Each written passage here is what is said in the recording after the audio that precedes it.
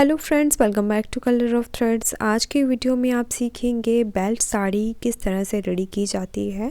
15 से 20 मिनट में आप इसे स्टिच कर लोगे। उसके बाद जब भी आपने पार्टी या फंक्शन अटेंड करना है, इस तरह से हुक लगानी है और आपकी साड़ी बिल्कुल रेडी हो जाएगी। बेल्ट के पीछे की तरफ हमने थोड़ी सी इलास्टिक भी दी है, इसलिए ये पहनने में बहुत ही कंफर्टेबल रहेगी। इसी के साथ इन फ्यूचर अगर आपका वेट थोड़ा सा पुट ऑन हो जाता है तो भी आपकी ये साड़ी है आपको बिल्कुल फिट आएगी। आपको दोबारा से इसे खोल करके ऑल्टर करने की ज़रूरत नहीं पड़ेगी।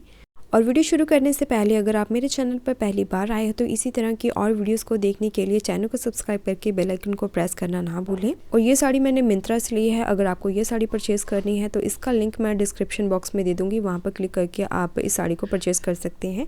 बहुत ही अच्छा ऑफर चल रहा है इस साड़ी के ऊपर। साड़ी स्टिच करने के लिए साड़ी को हम 3 पार्ट में डिवाइड करेंगे। एक साइड ये पल्लू वाली साइड होगी, जहाँ से हम पल्लू निकालेंगे, और पल्लू के ऑपोजिट आएगी जो हमारी कमर वाली साइड होगी। और बीच का जितना भी फैब्रिक होगा इस पर हम प्लेट्स एडजस्ट करेंगे। और साड़ी स्टिचिंग के लिए आपको 3 मेजरमेंट की ज़रूरत पड़ेगी। एक आपको पल्ले की लेंथ लेनी है, दूसरी जो भी आपकी कमर का साइज़ है उसे मेजर कर ले। इसके बाद जितनी आपको साड़ी की लेंथ चाहिए उसे मेजर करें।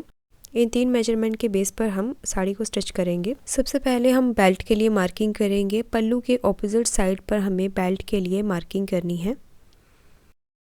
इसके लिए जो भी आपकी कमर का साइज़ है, यानी कि जहाँ पर आप साड़ी कैरी करोगे वहाँ से आपने मेजर कर लेना है इस तरह से गोलाई में।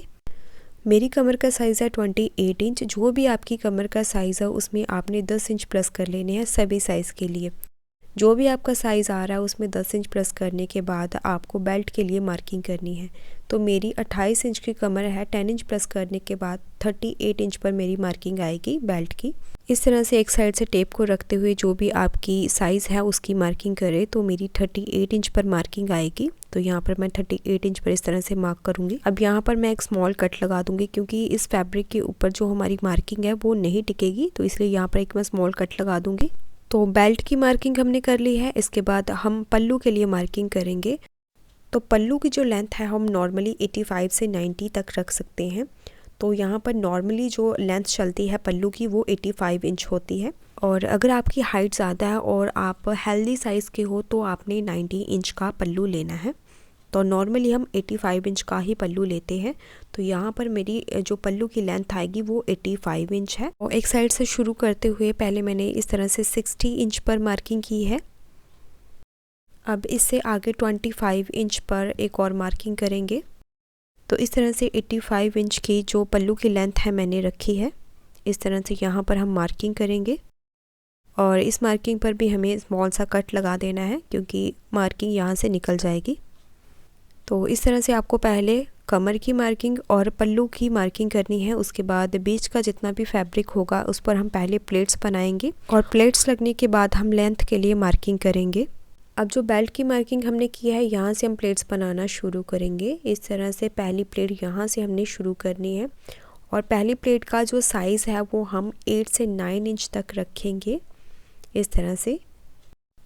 इसके बाद जितनी भी प्लेट्स आएंगी वो नॉर्मल साइज़ की आएंगी। प्लेट्स को सेट करने के लिए हल्की सी आयरन करें। अब इसे पिन के साथ सिक्योर कर दें। और याद रखें कि प्लेट्स का जो फेस है हमें पल्लू की तरफ रखना है। अब बाकी की जितनी भी प्लेट्स बनाएंगे वो बिल्कुल इक्वल साइज़ की बनाएंगे। तो यहाँ पर मैंने लगभग 5 इंच चौड़ी प्लेट्स यहाँ पर रेडी की है। सभी प्लेट्स को इस तरह से फोल्ड करते हुए आपने हल्की हल्की आयरन करते जाना है, ताकि जो प्लेट्स है वो अच्छे से सेट हो सके। बिल्कुल इसी स्टेप को फॉलो करते हुए जहाँ तक हमने मार्किंग की थी वहाँ तक हमें इन प्लेट्स को सेट करना है। और सभी प्लेट्स को इस तरह से फोल्ड करते हुए पहले उसे आयरन करें, और उसके बाद पिन के साथ इसे सिक्योर करते हुए इन प्लेट्स को हमें सेट करना है। तो जब तक पल्लू वाली मार्किंग ना आ जाए तब तक हमें प्लेट्स बनाने हैं। तो यहाँ पर हमारी मार्किंग आ रही है, यहाँ पर फैब्रिक कम बच रहा है, तो यहाँ पर हम बनाएंगे छोटी प्लेट। इस तरह से छोटी प्लेट बना के पल्लू की लेंथ को कंप्लीट करेंगे। और सभी प्लेट्स लगने के बाद इसे फिर से आयरन करें। इसके बाद पिन को रिमूव करके आगे की तरफ से सभी प्लेट्स को अच्छे से सेट करने के बाद इसे दोबारा से पिन अप करें। इस तरह से स्टिच करने से पहले सभी प्लेट्स को इक्वल करना बहुत ज़रूरी है। इस तरह से सभी प्लेट्स को सेट करने के बाद इसे हमने दोबारा से पिन के साथ सिक्योर किया है। अब इन प्लेट्स के ऊपर यहाँ पर स्टिच लगा के इसे हम फिक्स कर देंगे। पहले ऊपर वाली साइड पर स्टिच करेंगे। अब यहाँ से टर्न करते हुए सभी प्लेट्स को इस तरह से बिल्कुल बराबर पकड़ते हुए इस तरह से सेट करना है। अब यहाँ से हमें 3-4 इंच नीचे की तरफ स्टिच करना है। अब यहाँ से दोबारा से टर्न करते हुए इस तरह से बॉक्स की शेप में हम यहाँ पर स्टिच करेंगे। पिन को रिमूव कर दें। तो प्लेट्स हमारी अच्छे से सेट हो चुकी हैं। अब हम इस पर बेल्ट रेडी करेंगे और बेल्ट रेडी करने से पहले हम लेंथ के लिए मार्किंग करेंगे। जो भी आपकी साड़ी की रेडी लेंथ है बॉटम से शुरू करते हुए ऊपर की तरफ उसे मेजर करें।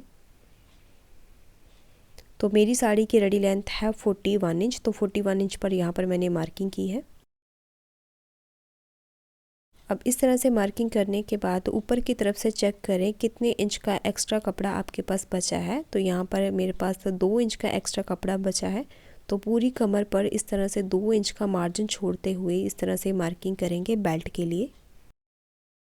अब बेल्ट रेडी करने के लिए जितने भी आपकी कमर की साइज़ है उतनी लेंथ में आपको बुकरम पट्टी लेनी है और इलास्टिक की लेंथ ली है 6 इंच। सभी साइज़ के लिए आपने 6 इंच की ही इलास्टिक लेनी है।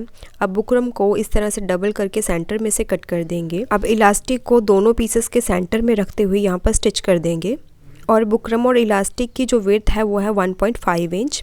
और बुकरम यहाँ पर आप कोई भी यूज़ कर सकते हैं, जो भी आपके पास अवेलेबल बुकरम पट्टी है उसी का आप यूज़ करके इस बेल्ट को रेडी करें। इस तरह से 3-4 बार स्टिच करते हुए इस इलास्टिक को अटैच करेंगे। अब साड़ी के साथ मैचिंग आपको एक्स्ट्रा फैब्रिक पट्टी लेनी है जिसकी विड्थ है 4 इंच। आप कॉटन लाइनिंग फैब्रिक का भी यूज़ कर सकते हैं। जहाँ आपके पास कोई भी मैचिंग फैब्रिक है उसका यूज़ आप बेल्ट बनाने में कर सकते हैं। और पट्टी की विड्थ है 4 इंच और पट्टी की लेंथ आपको काफ़ी ज़्यादा ले लेनी है क्योंकि इसके ऊपर हमने बेल्ट रेडी करनी है। अब जो हमने पट्टी रेडी की थी उसे इस तरह से बीच में से रखेंगे, थोड़ा सा मार्जिन छोड़ते हुए। अब यहाँ पर इसे डबल फोल्ड करते हुए बुकरम के साथ साथ स्टिच करेंगे। तो जहाँ तक बुकरम की लेंथ आ रही है वहाँ पर पहले सीधी सिलाई करेंगे और जब इलास्टिक स्टार्ट होगी वहाँ पर इस तरह से टर्न करते हुए हमें ऊपर की तरफ स्टिच करना है। फिर यहाँ से दोबारा से टर्न करते हुए नीचे की तरफ स्टिच को लेके जाएं। अब जहाँ पर हमारी इलास्टिक शुरू हो रही है इलास्टिक को खींचते हुए हमें इस तरह से स्टिच करना है। और जब भी आप इलास्टिक को खींच के स्टिच करें तो ध्यान रखें इलास्टिक के ऊपर आपके स्टिच ना आए। यहाँ पर इलास्टिक का एंड होगा, वहाँ से हमने दोबारा से सीधी सिलाई करनी है बुकरम के साथ साथ इस तरह से। अब इस बेल्ट पट्टी को साड़ी के ऊपर जो हमने मार्किंग की थी उस पर इस तरह से रखते हुए अटैच करेंगे। बुकरम के साथ साथ हमें सीधी स्टिच करनी है और जहाँ पर इलास्टिक शुरू होगी वहाँ पर इस तरह से इलास्टिक को खींच के स्टिच लगाएंगे और इलास्टिक के बाद सीधी स्टिच लगाते हुए इस बेल्ट को अटैच करेंगे। देखिए इस तरह से बेल्ट को हमें सीधी साड़ी के ऊपर रखना है। जो हमने मार्किंग की थी बिल्कुल उसी मार्किंग के ऊपर रखेंगे। साइड का जो एक्स्ट्रा फैब्रिक मार्जिन छोड़ा था उसे इस तरह से अंदर की तरफ फोल्ड करते हुए प्लेट्स के ऊपर बिल्कुल बेल्ट को रखते हुए यहाँ से स्टिच को शुरू करें।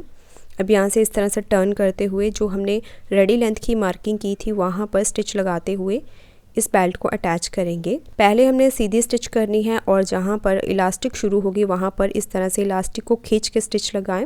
बस इलास्टिक वाले एरिया से हमें खींच के स्टिच लगाना, आगे की तरफ हम सीधी स्टिच लगाते जाएंगे। तो बेल्ट अटैच हो चुकी है। अब पट्टी को इस तरह से सीधा करते हुए इस पर हम इस तरह से हुक लगाएंगे। हुक को पहले सीधी वाली साइड से इस तरह से सेट कर लेंगे, उसके बाद पीछे वाली साइड से इसे इस तरह से लॉक करना है। तो एक हुक हमने लगा दी है। इस हुक से 4 से 5 इंच आगे की तरफ एक और हुक को अटैच करेंगे। तो हर एक चीज़ को मैंने डिटेल में बताने की कोशिश करी है। अगर फिर भी आपको कोई चीज़ समझ में ना आए तो उसके बारे में आप कमेंट करके मुझसे पूछ सकते हैं। तो यहाँ पर देखिए दोनों हुक हमने लगा दी है। अब इस पट्टी को हम उल्टी साइड पर फोल्ड करेंगे। इस तरह से पीछे की तरफ इसे इस तरह से फोल्ड करेंगे। अब यहाँ पर एक और चीज़ आपको बताना बहुत ज़रूरी है। इस साड़ी की जो लेंथ थी वो नॉर्मल लेंथ थी, यानी कि 43 प्लस इसकी लेंथ थी। और बेल्ट लगने के बाद इस फैब्रिक का जो एक्स्ट्रा कपड़ा था वो इस तरह से अंदर की तरफ फोल्ड हो जाएगा। पर अगर आपकी साड़ी की लेंथ ज़्यादा है तो फोल्डिंग करने के बाद बेल्ट की यहाँ पर जो एक्स्ट्रा कपड़ा है वो बाहर की तरफ दिखेगा। तो उस फैब्रिक को आपने कट नहीं करना है। और साड़ी स्टिचिंग पर ये वीडियो मैंने आपके साथ पहले शेयर की थी। इस वीडियो को आप ज़रूर देख लेना, क्योंकि जो एक्स्ट्रा कपड़ा था उस साड़ी में बहुत ज़्यादा था, तो उसे हमने कट नहीं करना है। क्योंकि अगर आपको दोबारा से साड़ी को रीयूज़ करना हो किसी ड्रेस या फिर आपको बेल्ट बाद में निकालनी हो, तो उससे आपकी साड़ी ख़राब नहीं होगी। इसीलिए जो एक्स्ट्रा कपड़ा होगा उसे कट ना करें। और साड़ी स्टिचिंग से पहले ये वाली वीडियो भी आप ज़रूर देख लें, आपके लिए काफ़ी हेल्पफुल होगी। इसका लिंक मैं डिस्क्रिप्शन बॉक्स में दे दूँगी, वहाँ पे क्लिक करके आप वीडियो को देख सकते हैं। फोल्डिंग के बाद बुकरम के बिल्कुल साथ साथ हमें स्टिच करना है। इस तरह से पहले सीधी सिलाई करेंगे और यहाँ पर इलास्टिक शुरू होगी, वहाँ पर इस तरह से खींच कर स्टिच करेंगे। और यहाँ पर भी जहाँ तक इलास्टिक है वहीं तक खींचेंगे, आगे की तरफ हमें खींचने की ज़रूरत नहीं है। अब अंदर वाली साइड पर पिको या फोल्डिंग कर दे। तो ये देखिए कितनी आसानी और फिनिशिंग के साथ इस बेल्ट को हमने रेडी किया है। अब बेल्ट पर हमें हुकाई अटैच करनी है। इसके लिए जो भी आपकी कमर का साइज़ है उसमें 2 इंच माइनस करने के बाद यहाँ पर मार्किंग करेंगे।